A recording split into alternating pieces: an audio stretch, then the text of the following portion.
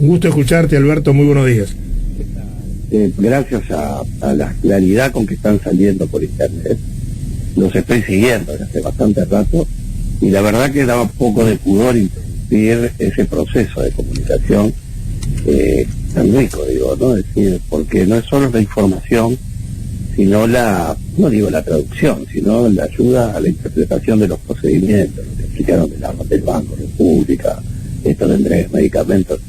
Llega un momento que eso es la esencia, porque, y ustedes la captan muy bien, en el sentido de que la gente necesita la orientación cotidiana, que no siempre la encuentra en una página web, aunque esté, porque ese es el otro tema, la información puede estar, pero no todo el mundo las maneja, y bueno, yo creo que es riquísimo eso que se hace con la audiencia.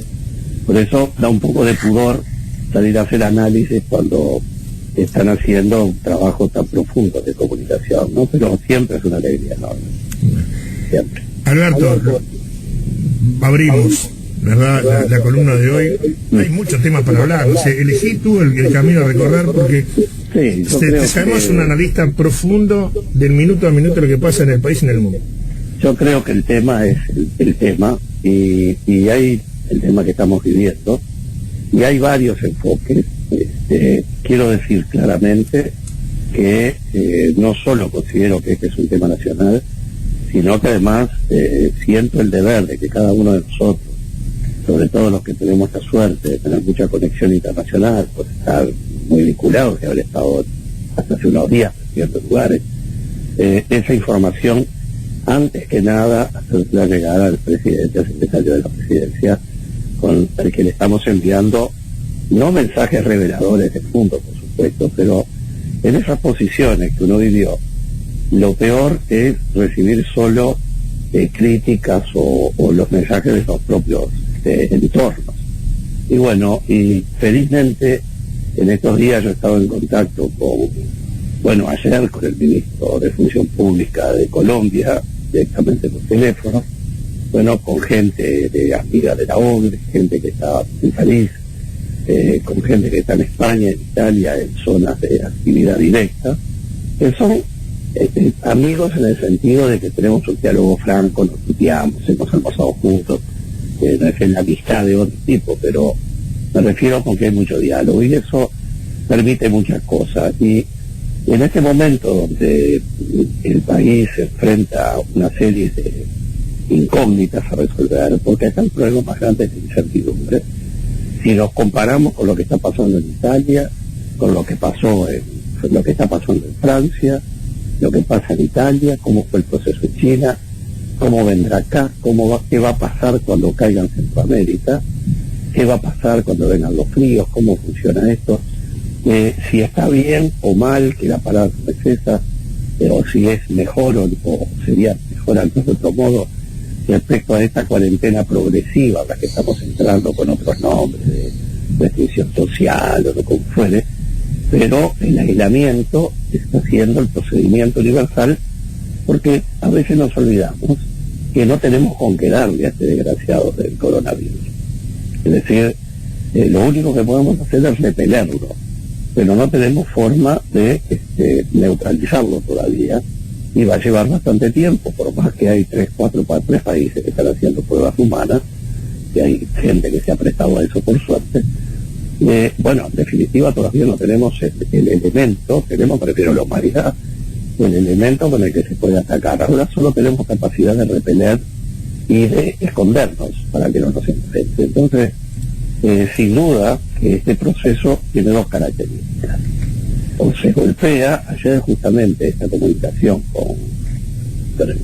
con el ministro de Colombia, ellos hicieron un proceso que primero la alcaldía de Colombia, que fue la que comenzó junto con otras, pero sobre todo la de Bogotá, quise decir, que son 8 millones de personas, comenzando a hacer un ensayo de 4 días con bloqueos totales. La gente no podía salir. Lo llamaron ensayo porque en realidad había diferencias de criterios de presidencia y las alcaldías, que son muy poderosas, por supuesto. Y en definitiva, el presidente termina convenciéndose, de acuerdo a los informes científicos, de pasar unos números que no son del caso, pero no son del caso, no tiene mucho sentido, pero eran números muy, muy alarmantes, y entonces tomaron la decisión de hacer la cuarentena absoluta, pero están absolutamente enclaustrados. Y las preguntas que uno hace es, muy bien, ¿cómo vive esa gente que se tiene que quedar en su casa? Estamos sacando a la gente que tiene que salir, los comunicadores, la sanidad, la gente que trabaja en sanidad, la gente que presta servicios esenciales, en fin, gente que va a tener que moverse siempre. Pero el grueso, ¿cómo vive? Y entonces me decía que, como es acá también, que los funcionarios públicos siguen pagando el Estado. Y con los privados, ¿qué pasa? Y bueno, los privados están viendo con líneas de crédito, y ahí es donde se abre la panoplia del asunto. Hay países como en Finlandia, que el Estado toma el 75% de los sueldos y los paga, a cambio de 5 días de licencia de los trabajadores privados, por ejemplo. Estamos hablando de Finlandia, ¿verdad? Producto bruto per cápita gigante. Y otros países que simplemente dicen que el cierre sea. Y aquí es donde nosotros tenemos que pensar mucho, porque el Uruguay rescató como flujo de la realidad. El dato es que tenemos aproximadamente 1 millón de personas en Uruguay que salieron de la parte alta de la pobreza y se instalaron en la parte baja de la clase media. La clase media, que a los efectos de los cómputos internacionales y los que hablábamos con Gurria en su momento, es aquel que puede sostenerse 3 meses sin ingresos, sin precipitarse. Entonces, lo primero es cómo se consolida esa cantidad de personas que está en la franja baja, pero de la clase media, ¿no? De cuando, es que feo esto de poner a la gente en categoría, pero para que nos entendamos, es una clasificación económica, ¿no? ¿Y cómo hacemos para que no se nos caiga de donde está? Bueno, y ahí es donde uno se pregunta dónde va a estar la plata. Y esas yo creo que son las buenas noticias. En Europa, Francia está comprando Macron, hay que leer a Macron, porque el presidente de Francia, que es un hombre de corte si no neoliberal, por lo menos, para poner categorías, un hombre que no es un socialdemócrata, por decir de algún modo, es un hombre pro-Estado. Pero las declaraciones últimas de Macron sobre la importancia que acabamos de descubrir o valorar, mejor dicho, de como inteligente, bueno, no cualquier presidente de Francia, y sobre lo que es la importancia del sistema de salud público integrado con el privado, porque nosotros acá lo damos como un hecho. Bueno, Uruguay está segundo está todo en el hemisferio, incluido Estados Unidos, en accesibilidad a la salud. Eso es un capital que tenemos en Uruguay, que se puede construir entre todo, la dirección que sea, pero acá no importa. Lo que importa es seguir poniendo las filas de ladrillo, y en eso me parece muy importante la actitud del gobierno, que si bien no hace pública la apertura, porque se está instalando, hay cosas que son muy malas, y bueno, quizás sienta que se debilita un poco, si esto lo colectiviza, pero es clarísimo que hay reuniones importantes, hay teléfonos que están sonando. La declaración de Vázquez puede ser leída de muchos modos, pero yo, el presidente de la República, estaría muy feliz de que el presidente opositor saliente pusiera las cosas en el término que lo puso, aunque no estuviera de acuerdo con el método, pero dentro de un nivel de cordialidad. En definitiva, ¿qué está pasando con las placas? Para que la gente tenga una idea. La OIT lo que nos dice es que el resultado teórico de los cálculos de proyección, que hoy son muy finos, hechos en sistemas computacionales muy avanzados, estiman que van a haber 80 millones de personas desocupados nuevos en el mundo. Es decir, que van a haber alrededor de los 180, casi 200 millones de personas que no van a tener capacidad de ingreso. Eso significa que hay que darles una capacidad de ingreso para que el que vende chicles y caramelos en el kiosco de la esquina tenga gente que le vaya a comprar los caramelos, y él puede ir a la farmacia y después puede ir a la camisería o encargar por teléfono. Y para eso Estados Unidos ha metido estamos hablando de cifras de 750.000 millones de dólares, porque hay uno según el caso. El mundo hoy está saturado, como dijimos el otro día, de liquidez. Por eso en Europa las tasas de interés son negativas. Uno pone 100 y le devuelve 96, o sea que le cobran 4 por la plata de uno que les prestó. Y la Reserva Federal bajó a tasa cero. Está el gran mercado. En estos días se está reuniendo, creo que tengo 10 minutos, ¿no? ¿Te bien? Sí, perfecto. Ustedes me cortan, ¿eh? No, yo tengo una pregunta para hacerte, pero redondea que... Redondeo esta idea. Se reúnen en estos días en forma virtual, en conferencia por pantalla, el grupo G20, el grupo 20, que son los más poderosos del mundo, que son los que administraron los recursos cuando la explosión de la bomba financiera en 2008.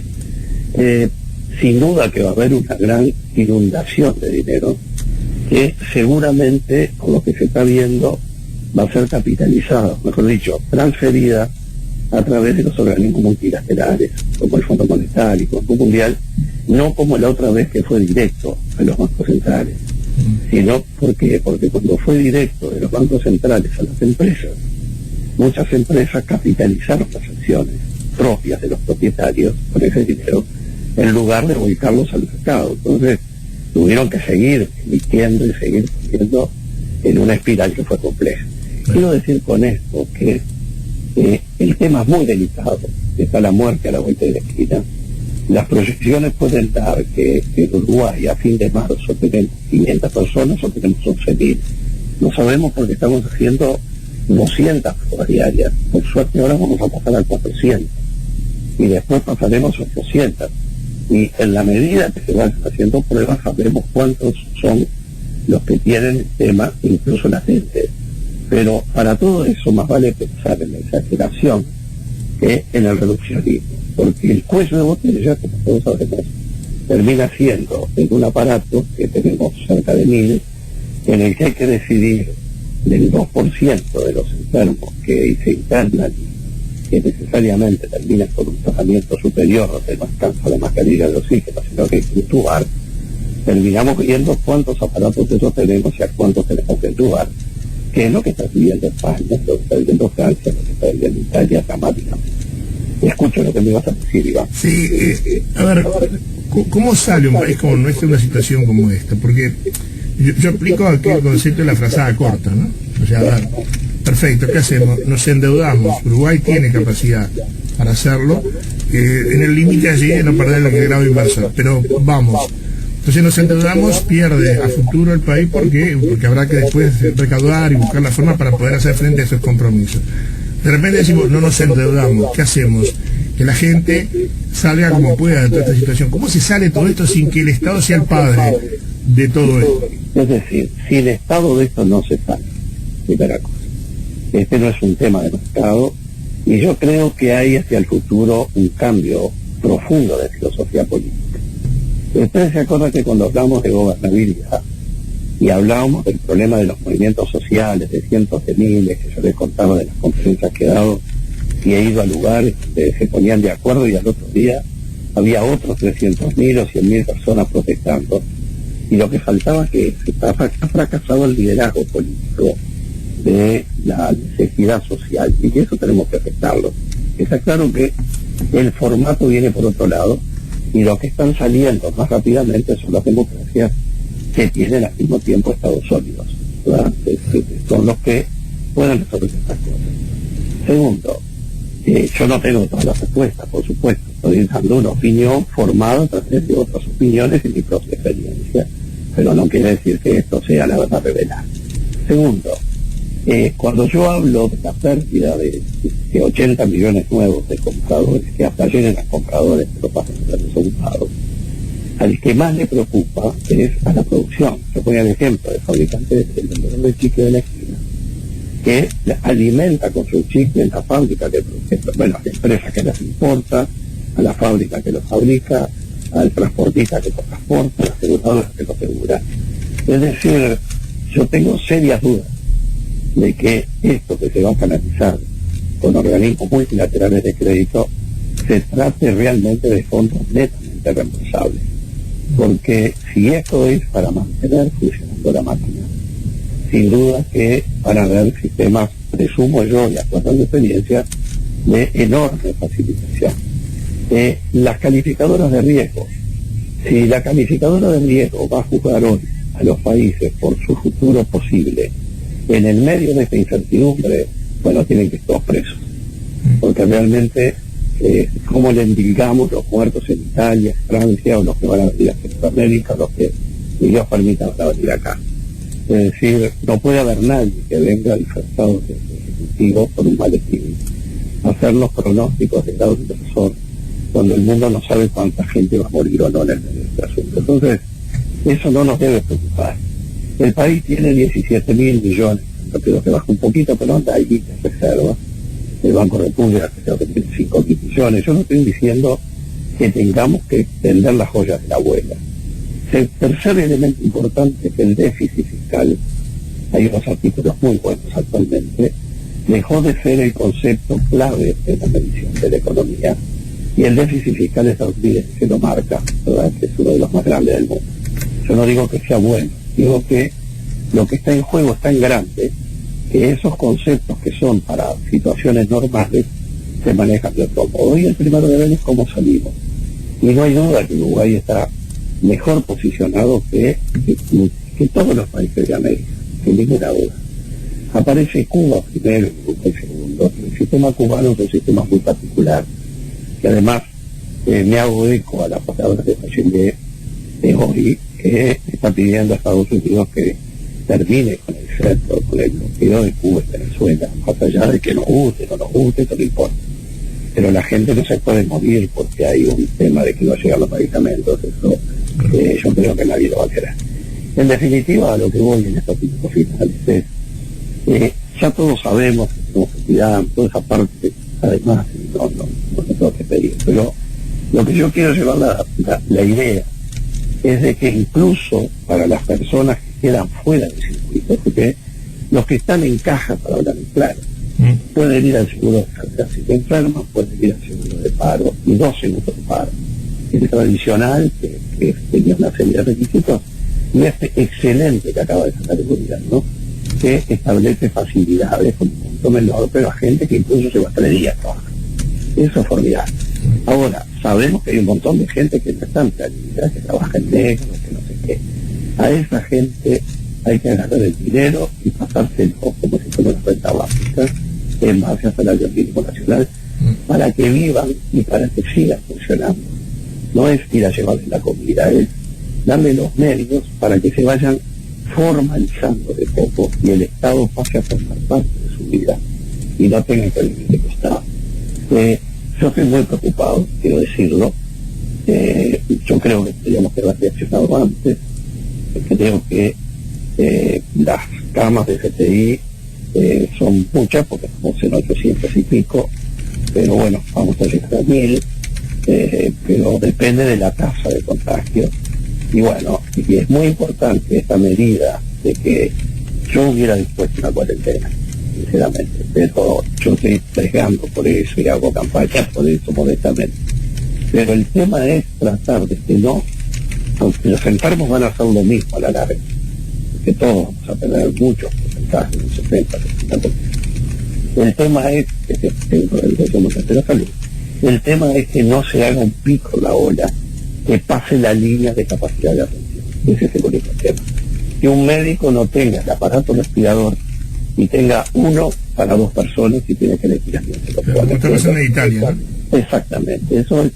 Y cuando hablamos de Italia, y en España, Italia, España, Francia, miren de los países que estamos hablando, y cuando hablamos de Italia, hablamos de la Lombardía, que es una de las zonas donde está Milán, Turín, son las zonas más ricas de Europa, porque es el norte de Italia, es un nivel alemán de ahí, ¿no? Es una riqueza despaparante, y los individuos no tenían montado un aparato. Entonces, el tema es cómo bajamos el suelo de botella, cómo enlentecemos este auto en la curva, cómo nos escondemos de algo que no sabemos cómo matar, y cómo dejamos que cuando nos llegue tengamos un sistema de salud, que nos va a llegar, un sistema de salud no colapsado ni agotado, Médicos trabajando 20 horas por día, ¿verdad? Hoy es un día para el homenaje y el reconocimiento, los aplausos. Cuando la próxima vez se hable de cuánto dan los médicos, pensemos cuánto le pagamos a los jugadores de fútbol, ¿verdad? Entonces, imagínense, solo en España hay casi 5.000, 4.000 y pico de personal de la salud, incluidos médicos, fuera de combate, pero con todos contagiados. En Italia anda con un número superior a están buscando médicos en el exterior.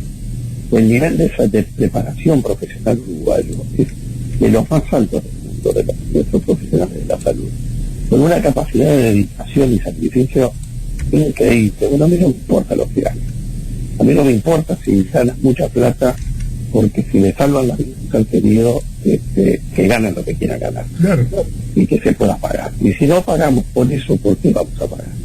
En una palabra, te agradezco siempre estos minutos en el que uno tenía tanto para decir que está todo bueno, pero y demasiado valioso. Pero sí siento que hay otros enfoques que nos están faltando a la gente, y que es bueno que se sepa que estamos en un mundo integrado, con un país respetado, con mucha seriedad económica, con una línea que se sigue, y que pueden haber diferencias, que unos queremos que lo ponga ya y otros lo poniendo de a poquito. En definitiva, vamos rumbo a eso. Hay un 1% de PBI en juego, que se para 15 días el país. Ahora, si nos viene una epidemia real, no tenemos el 1%, vamos a tener un 7, 10% de PBI. Entonces, todo tenemos que verlo con criterio activo, proactivo. Las reacciones políticas son inevitables, pero justamente una cosa es ser gente de Estado y otra cosa es hacer política solamente. Uruguay tiene gente que hace Estado y no necesariamente son estadistas, pero gente que se maneja como Estado también lo tenemos. Y hay un diálogo fecundo entre los expresidentes, entre la gente que preside los partidos. Ese diálogo yo sé que sí, estoy absolutamente convencido, y ojalá se creara un ámbito donde todo se pudiera pelotear. Y el último punto es el tema de que no nos olvidemos que en el 2002, yo fui parte de eso, nosotros sacamos una ley en 24, 36 horas para que pudiera venir el dinero de Estados Unidos cuando nuestra crisis financiera. Es decir, si necesitamos alguna medida que sea una medida de seguridad avalada por el sistema político para que haya mayores controles, pero como tiene muy mala prensa, es mucho mejor, porque está en la Constitución, sería mucho mejor una buena ley, como se va a sacar ahora una, en que dé atribución a un poder ejecutivo en el que todos confiamos por la institucionalidad. Y el país necesita tranquilidad institucional, nuestro deber es garantizársela, y nuestro deber es decir lo que pensamos que es mejor. Pero bueno, los barcos tienen un capitán, pero también es cierto que si el capitán cambia de destino, las reacciones son complejas, y el gobierno recién comienza, y es mucho mejor que haya capacidad receptiva. Yo hablé la otra vez del rol del secretario de la presidencia, sigue cumpliendo impecablemente, y bueno, y eso es muy importante, que haya un alto funcionario jerárquico que esté cercano al timón o agarrando una parte del timón. Bien. Alberto, un placer como siempre. Nos quedan temas para la semana que viene, porque hay gente que está planteando temas que después lo vamos a conversar, que habla de la burocracia del Estado, que es pesada, es complicada, y en estos momentos es justamente lo que hay que eliminar. Hay que ser mucho más práctico, más pragmático, así ir directamente al tema, tratar de resolverlo. Hay gente que plantea por qué el momento que estamos viviendo, que el mundo está viviendo hoy, cuando hace unos años atrás, hace 11 años, en el 2009, cuando se dio aquello de la H1N1, hubo 1.500 millones de personas infectadas en el mundo, se habla de un techo de 575.000 personas fallecidas. ¿Qué pasó? ¿Qué cambió de aquel momento hasta hoy, cuando en aquel momento todo el mundo entero siguió manejándose con total normalidad, y hoy el planeta paró? La Tierra agradece. El planeta Tierra agradece todo esto, pero nosotros no merecemos, me parece, un análisis. No sé si te parece la semana que viene hablar de eso. ¿Cómo no? Hay que acordarse que la gripe española del 18 mató 50 millones de personas. Por eso, además. Abrazo, Alberto, gracias. Abrazo grande y mucha confianza y a cuidar. Gracias, es muy amable. Bueno, un placer como siempre contar con la opinión del doctor Alberto Escavarelli. Nos vamos a la pausa. Claro que sí. Ya debemos ir a la pausa y volvemos para el final.